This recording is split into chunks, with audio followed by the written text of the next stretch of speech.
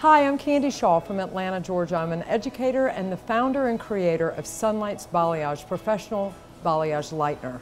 And I'm here to talk to you a little bit about one of my most favorite things that's new to the market, Olaplex.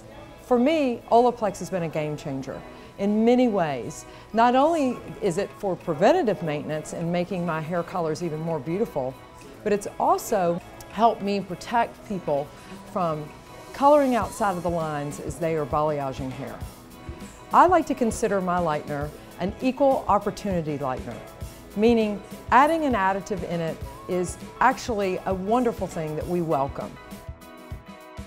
So there's always the questions, how do I mix Olaplex in my lightener? Well, my rule of thumb is that I always do a heaping 1 ounce scoop of the Sunlights lightener. Make sure to put your cream developer in first, 1 to 1.5 ounces. And basically want to mix everything with a whisk. I think a whisk keeps everything so nice and doesn't add air bubbles or air pockets into your lightener.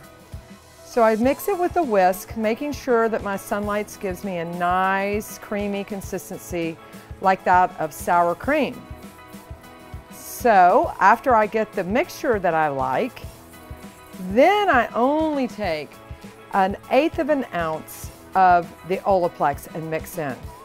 One of the reasons many people get into problems with their lighteners not lifting or having problems with them is when they add too much Olaplex. So for me, it's just 1/8 of an ounce, squeezing up just that little bit, pour it into the lightener at that time once it's already mixed, remixed it back into the lightener,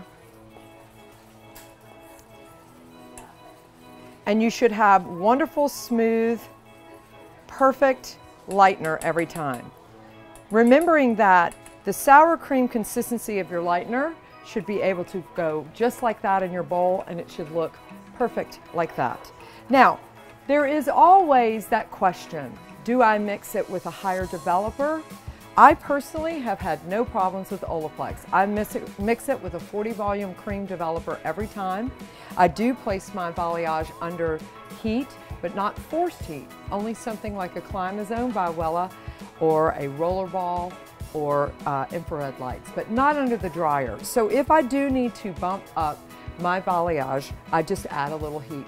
But I personally have not had to bump up my developer. However, if you don't have a heat source, my advice would be that you possibly do need to bump up your developer.